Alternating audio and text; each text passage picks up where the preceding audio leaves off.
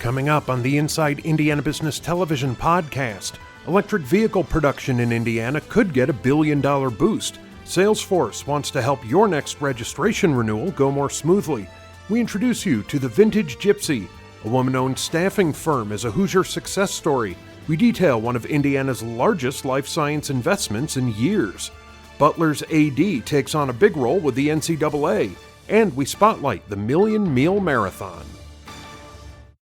Welcome to the Inside Indiana Business Television podcast. I'm Andy Ober. Toyota Motor Corporation is investing $3.4 billion over the next decade, including a $1.2 billion electric vehicle battery plant and over 1,700 jobs. Could it land in Indiana? Energy Systems Network CEO Paul Mitchell joined Inside Indiana Business host Gary Dick to talk about Indiana's chances.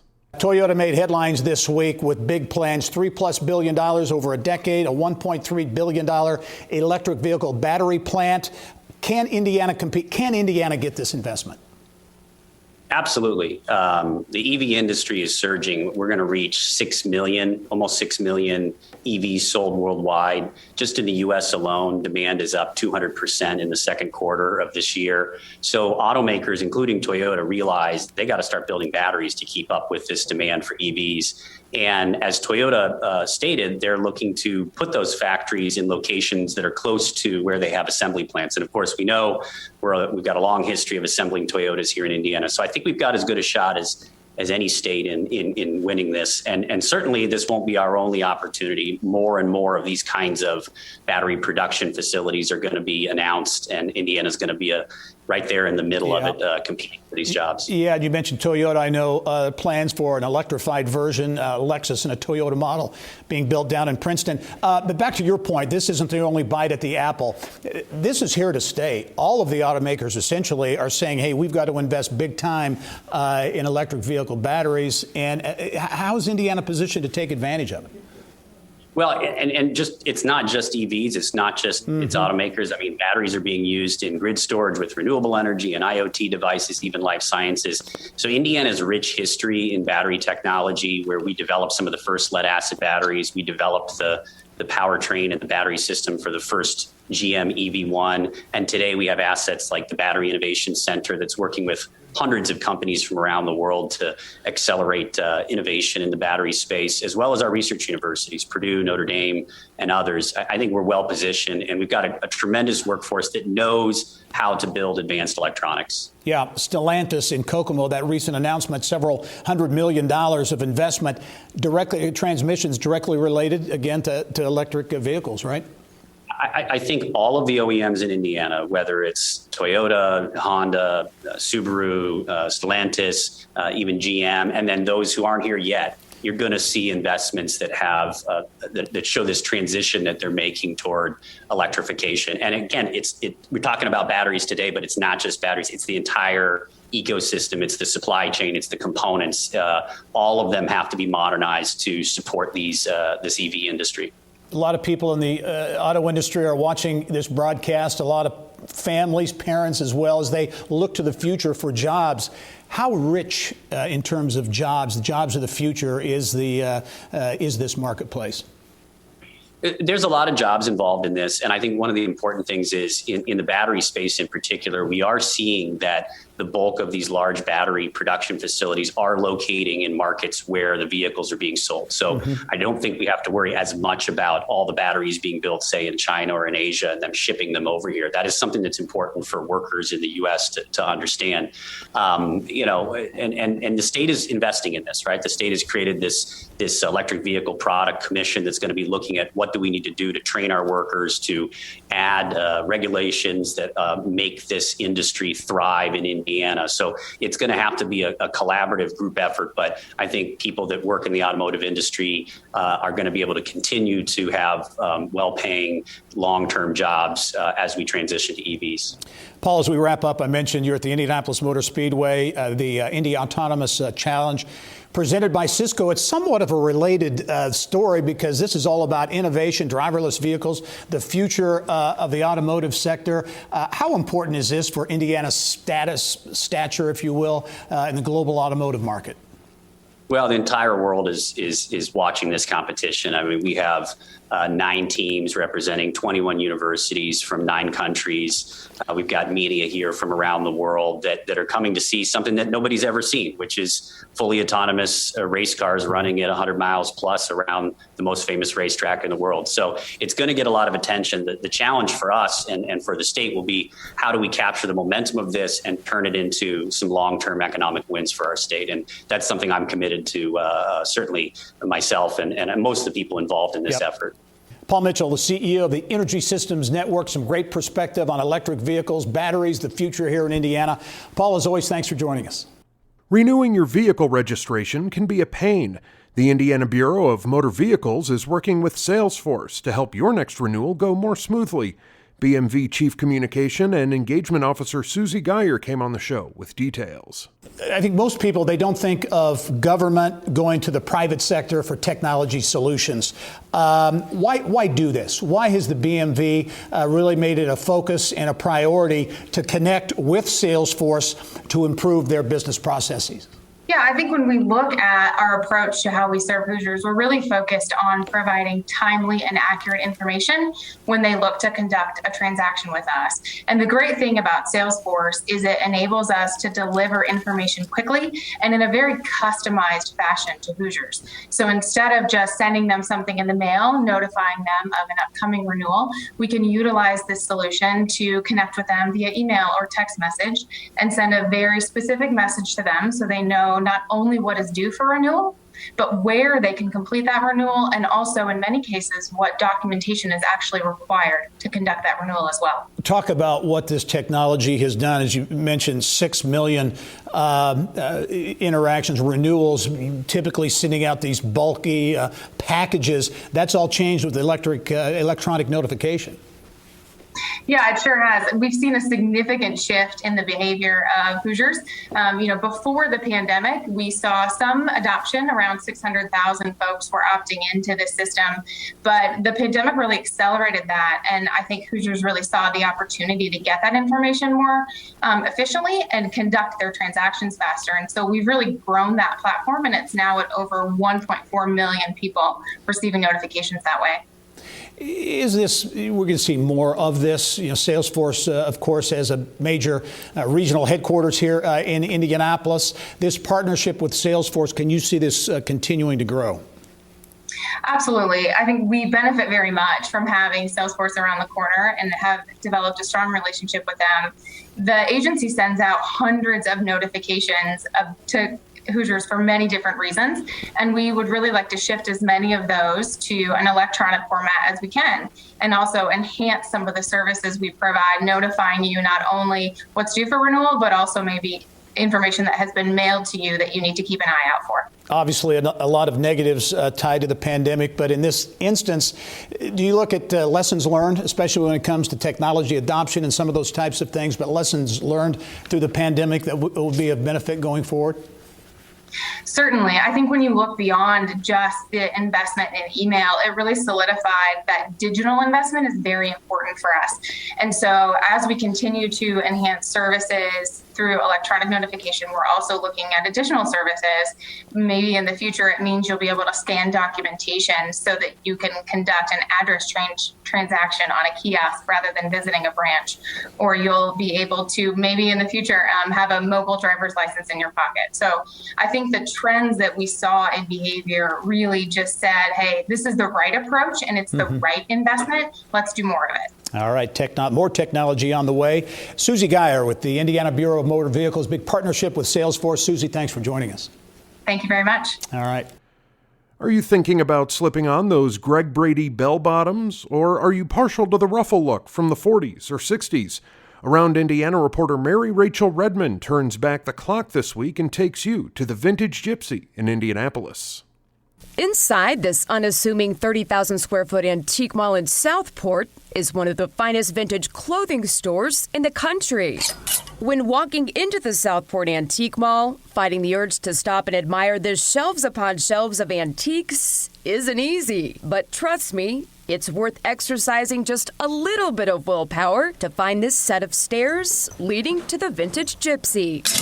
A lot of vintage dealers don't deal with things that go back as late as my stuff does. I have stuff from the 1800s, the turn of the century, the 1910s, the 1920s, Prohibition era. At first glance, you may think it's just like any other vintage clothing store, but you'd be mistaken. Owner Tammy Dyson is akin to more of a curator when it comes to selecting items of clothing, handpicking every single piece you see on display. And I just seemed, for whatever reason, blessed with an eye for it. Everything that you find in the shop is cleaned, it's repaired, it's steamed, it's taken back to its original shape, condition as possible before it hits the floor. Garments, gloves, gowns galore. You just can't help but be drawn back in time. All right, hashtag style goals. I am literally dressing as my style icon, Jackie Kennedy.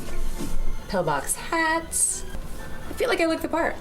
And as much as I love Jackie Kennedy, perhaps the best part of this outfit, it's actually from LS Airs. It has its original tags. Look at that. LS Airs, Watsons, and Blocks. I specifically look for all three of those department stores. They were huge department stores here in Indiana, of which none of them are in business anymore. I really look for that because people here want that. You know, they like that bit of history, knowing that, you know, they have something that came from Blocks that closed down decades ago. What I love the most about how you've got everything set up, you've actually got tags that tell you the time period. Yes. And not only that, sizing has changed over the years. Yes. An 8, 10, and a 12 is not the same. Not even close. As it was, 50, 60 years ago. Right. And you can kind of see with this tag, this is from the 30s, 40s, beautiful. Mm-hmm. Yep. And in mint condition. Are these like what, mink coats, Okay, super dressy coats? These are the start of the winter coats for the season. And again, it's timeless. Absolutely. Oh, absolutely. And what's great about these coats, you don't have to dress up. Wear them with your faded blue jeans. And the Vintage Gypsy isn't just for women. Dyson also carries a vast collection of men's clothing. And who better to demonstrate than my incredibly talented and tall 6'4" photographer, Dave Grove. Impromptu fashion show, anyone?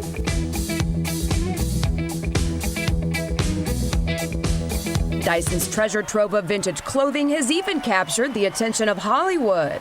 Yes, they are aware of me. I've actually worked on a few movies. I worked on the movie 42, the Jackie Robinson story. I got to outfit the stands in that. I was super excited about that, to think that he would have, and he got everything that he needed here, which made me really happy. Mary Rachel Redman, Inside Indiana Business. 30 years ago, Rita Zoller and her daughter Tracy Nice launched First Call Temporary Services out of a small office in Richmond. Now it's one of the largest privately held, woman-owned staffing firms in the Midwest. Nice joined us with more on the company's success story. Yeah, I want to talk about your business today, but first let's go back 30 years. Probably hard to imagine. I think you were just getting out of college, and you and your mom decided to start this staffing company. Where did the idea come about, and how did it happen?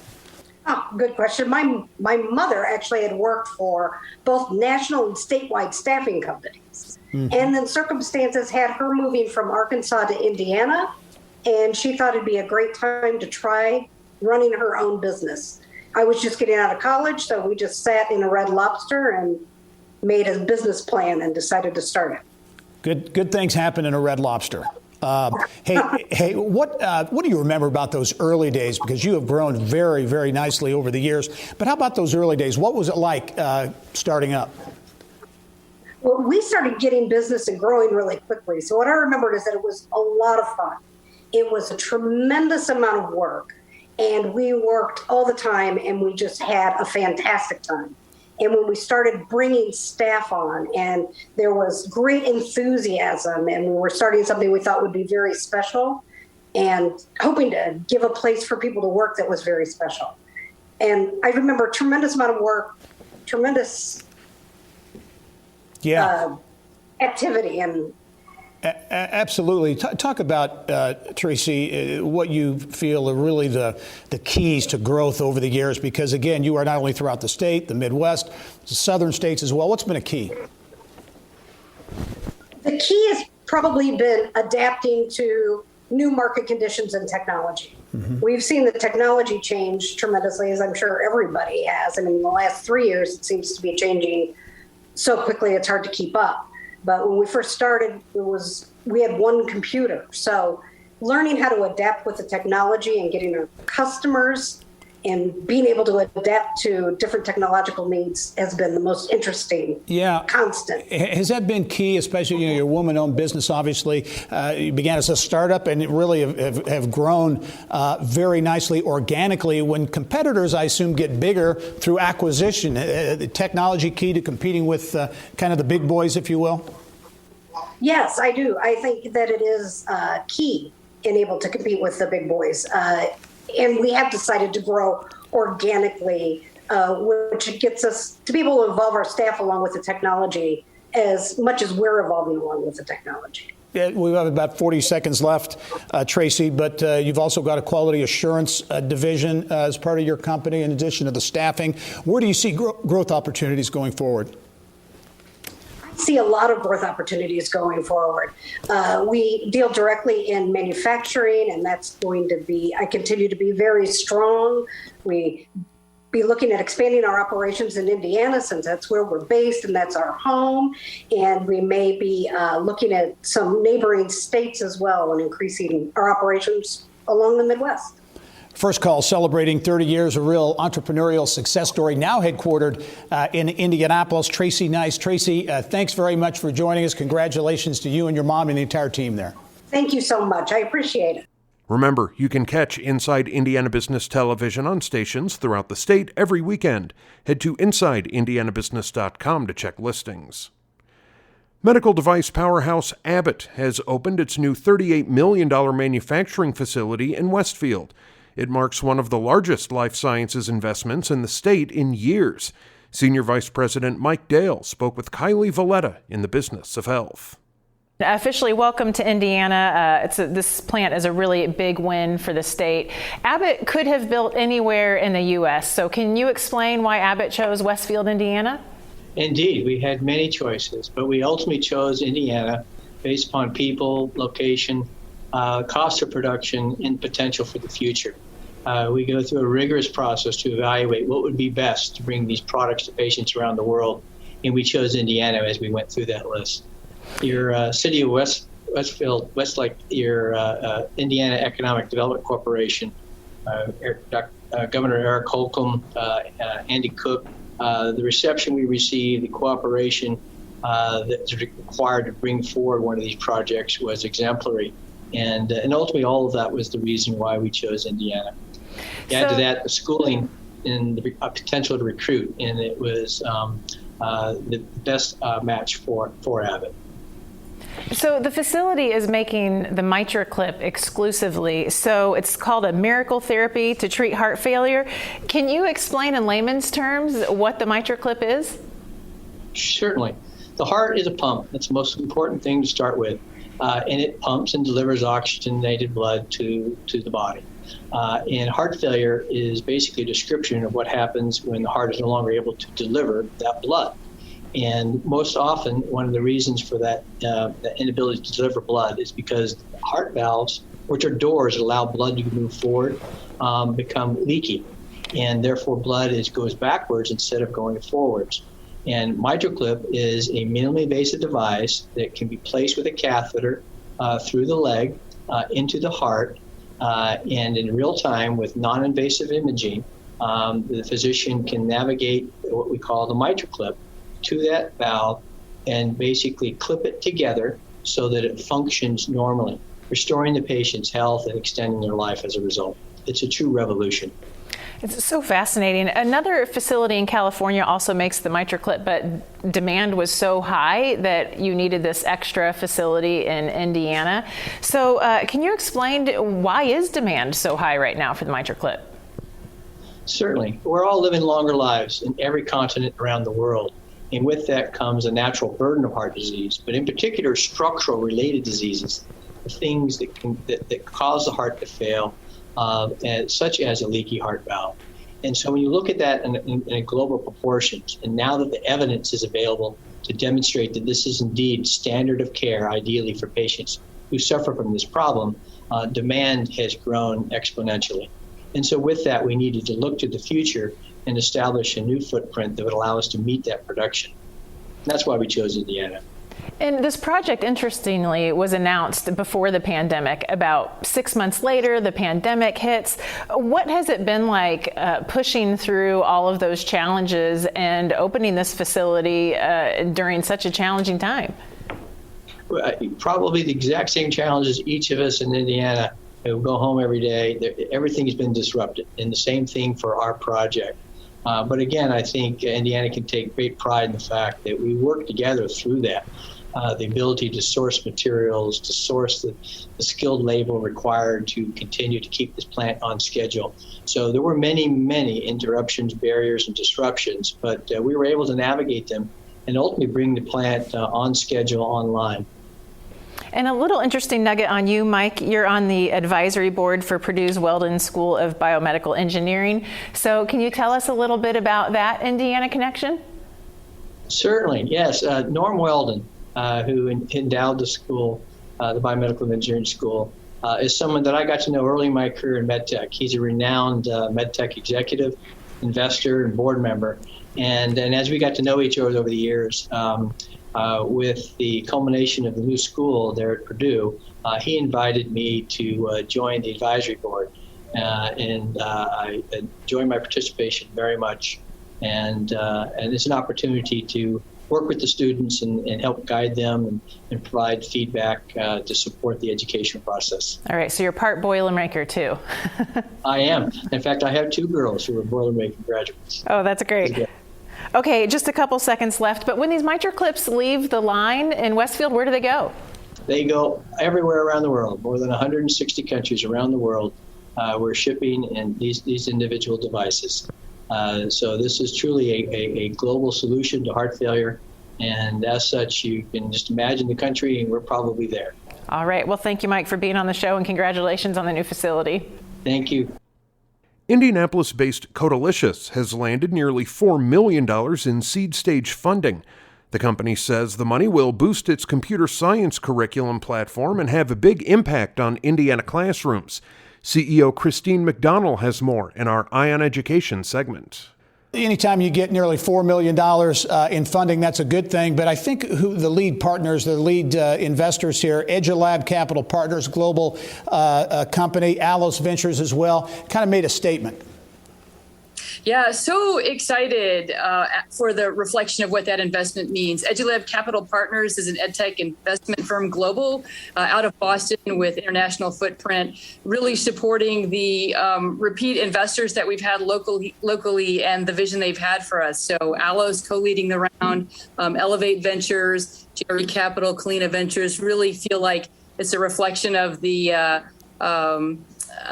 belief that the local had in us. Explosive growth, I think, is one way to describe what is happening at Codelicious. Again, your customized curriculum platform focused on computer science and related, but other things, other areas you can get into as well. Talk about the model, the business model at Codelicious. Yeah, it's really an exciting opportunity for us, Gary. So with our platform that customizes curriculum, we've chosen to focus originally on computer science curriculum. And the timing of that couldn't have been better.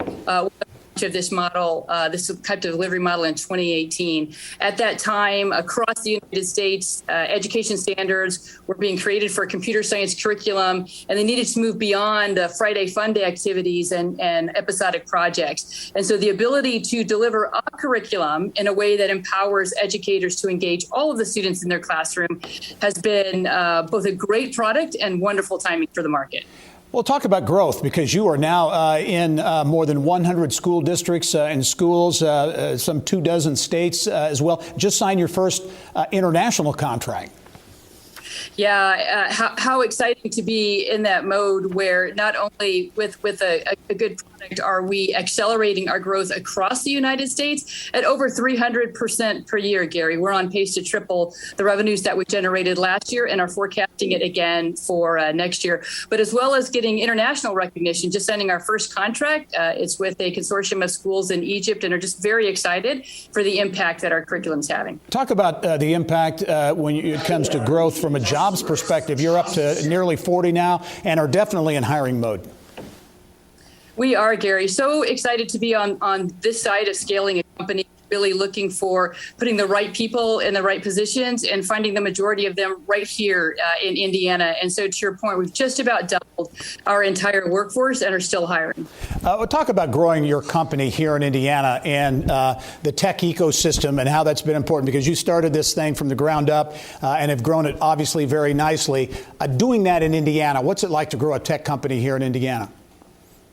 You know, Gary, what I put up against every other ecosystem across the United States, even on the coast, is the fact that we have an amazing infrastructure here in Indiana, from start to investment to growth, public, private partnerships, mentorships. It's really a pay it forward community. And I would put the ability to grow a startup community here in Indiana up against any other community in the United States and say, come watch us. I often get asked if investors would be surprised at the types of companies in Indiana. And I tell them they shouldn't be. Right? Like, if you look at the power of the ecosystem that we've developed here across so many different verticals, it's amazing, bar none. So there should be no surprises. They should look closer. As we wrap up, your customized curriculum platform focused on computer science, but obviously you've got other areas you are and will get into. As you look at growth opportunities, both here in the United States and perhaps globally, where do you see those opportunities? It's really exciting to look at the growth in the fully digital curriculum market, Gary. And when you look at the opportunities in education that came out of the challenges that COVID presented, which is really giving some flexibility to educators to engage students in a hybrid learning environment with fully digital curriculum, the door is wide open. It's a $13 billion industry, and we're only seeing a fraction of it, looking for accelerated growth in the future. Codelicious landing nearly $4 million in seed stage funding, enjoying explosive growth. Christine McDonald, the co-founder and the CEO. Christine, really a big congratulations on this success. We look forward to following your story going forward. Thank you, Gary. Thanks so much for having me. The leader of the athletics department at Butler University has taken on a high-profile role to help move men's college basketball forward. Barry Collier spoke about his appointment to the NCAA Division I Men's Basketball Committee and what's next for Butler with Bill Benner on Inside Indiana Sports. Your term on the basketball committee began just this fall, and I know you've had a couple of meetings. Overall, what is the role of the committee? Obviously, Selection Sunday, as we mentioned, but what particular task have you been assigned?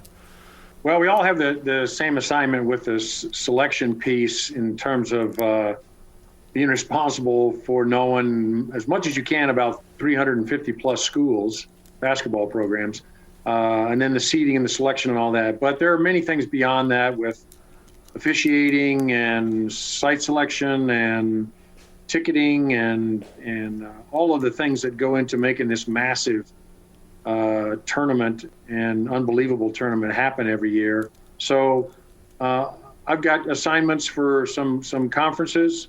I've got secondary assignments and a team of people to help. So I look forward to being a part of it. And it's not dissimilar to when I was on the NIT selection committee. But I would wager to guess that this is going to be a lot more involved than even that was. Of course, March Madness came through a tumultuous time. Hinkle Fieldhouse got to play a great role as the entirety of March Madness was held in Indianapolis last year. And what was I know you had to get great feedback. What was that experience like for Hinkle to be involved in hosting NCAA tournament games? Well, it was, our first time doing this in any kind of modern era. Hinkle was a host in the 1940s. One time for a game. So this was really a special opportunity that we fell into by the NCAA's need to have the games all in one locale. because of COVID. So we were able to make the facility work for the tournament. We had rave reviews from student athletes that got to play here, and coaches that coached, and fans from all different parts of the country that came in to watch their teams. It was a special experience. 16 games that were spread out over 6 different days, different weekends and days of the week. So it was a fantastic experience, and it gave Butler University a front row seat in a magnificent time of the year for March Madness. Barry, everybody considers March Madness, the NCAA tournament, a national treasure. Yet there are some people who want to alter the course, and I saw some quotes from West Virginia University basketball coach Bob Huggins saying that Power 5, the football playing schools, need to break off and have their own NCAA, or I guess it would be their own tournament. And of course, that would end some of the Cinderella stories like Butler 2010, 2011. Just what is that chatter all about? And do you, obviously, I can't imagine it would ever come to fruition. Well, there's one thing wonderful about our country is lots of different angles to come at things, different opinions and so forth. I would be diametrically opposed to such a plan, because I think it's not just the best thing that the NCAA does. It's about as good a sporting event as there is, period. And so changing it dramatically and taking that element that you talked about out of it would be a big mistake, in my opinion. But I understand. The world of college athletics is in a mode of change, but I would hope that that is one thing that we could continue to do in the right way that it's been done for so many years, and better year after year after year. Barry, quickly as we wrap up, you got a great men's basketball schedule coming up. You get Michigan State November 17th, the Gavitt Tip-Off Classic, Maui Invitational, Butler and the Crossroads Classic. So it will not be long before we're tipping off in Hinkle. Well, and we're expecting full capacity crowds at Hinkle, so it'll be great to have the people back and all that goes on game day. And we're full speed ahead with all of our sports in their regular seasons this year, as opposed to moving them around. Our soccer teams are doing well, and cross country teams are doing well this fall. So we're anxious to keep going, and basketball is right around the corner here. Well, Barry, we appreciate you coming on, the Vice President and Director of Athletics at Butler University, and we wish you the best moving forward. We'll see you on Selection Sunday, if not sooner. And finally this week, the Million Meal Movement has provided more than 31.5 million meals to Hoosiers over the past decade. The organization's signature event, the Million Meal Marathon, is making a huge impact in Indiana. Executive Director Nancy Hintz joined us with more on the program and how you can get involved. Well, your effort continues to grow in so many ways. Your organization has been around since 2007, but this is the 11th year for the Million Meal Marathon, 3 M's. Talk about the event, because it is multiple events over several weeks. Yeah, we're excited. It is our favorite event that we have, just because it harnesses the power of so many people in our community. And you see people of all ages, all walks of life come together to help their fellow neighbor. And so what we are doing this year, like we did last year, due to the pandemic, we're stretching it out over the course of a month, since we are wanting to implement social distancing measures and keep everyone safe. We had the tip-off event with the Indiana Pacers at the Indiana Farmers Coliseum. And that event was a wonderful success, but we're going to continue to stretch it out over the course of a month to 40 smaller packaging shifts at our location, and be able to have people to continue to still get involved and still be able to pack meals for the hungry here in Indiana. So this year's event started October 14. We'll run through the 19th of November. We're looking at some video of volunteers in action there. Talk about what happens during this month period and the volunteer effort and what's involved in putting all these meals together. So we have people work together out in a table. So it's about 10 to 12 people per table, and they package 4 dry ingredients into a plastic bag that is sealed and weighed. Today, and throughout the course of the marathon, we're going to be packing macaroni and cheese, and it is a formulation that is been given the thumbs up approval by the kids here in Indiana, and it has vitamin D and calcium in it. And so these meals then are packed and they're given to the food banks and food pantries throughout every county in the state of Indiana, and is an opportunity for people to really help those in need, particularly since the pandemic. There's been such a need from our food banks. Yeah, I was going to ask you about that, Nancy. I've got to imagine that the pandemic has really exacerbated, really underscored the need for what you do. Our food partners have said that they have seen an increase 2 to 3 times that greater than before the pandemic. And so the need is really great. And we want to be able to continue to help alleviate the food pantries by keeping food on the shelves and food that is particularly nutritious for them. And so we're happy to be a part to help in that need. Talk about the volunteer effort, because any large effort like this obviously is driven by volunteers. How many volunteers get involved, and has it become kind of an annual, something that these volunteers look forward to each and every year? Absolutely. We have several volunteers that have been accumulating the shirts. That we have a T-shirt every year, and they're kind of making quilts out of it now. We have several volunteers and companies who really feel that it is something that is a part of their tradition. And so we like having those special key sponsors to be able to be a part of it, and we're really grateful for them. Hey, final question for you, Nancy. 31.5 million meals over the course of time, which is an astronomical number. Any way to kind of weigh the impact that this has had on food banks and pantries all over the state of Indiana? Well, we give our food away to the food banks and food pantries. And so for them, it helps in lowering their cost, because normally they have to purchase the food that they have. And so they are very appreciative. And we often have a waiting list of food banks and food pantries who are wanting the food, and we're just needing to pack it even more and pack it faster. The Million Meal Marathon, well underway, will be running through November 19. Nancy Hintz, congratulations on this effort, which continues to get bigger and better each and every year, really making an impact here in Indiana. Thanks for joining us. Thank you. That wraps up this week's Inside Indiana Business television podcast.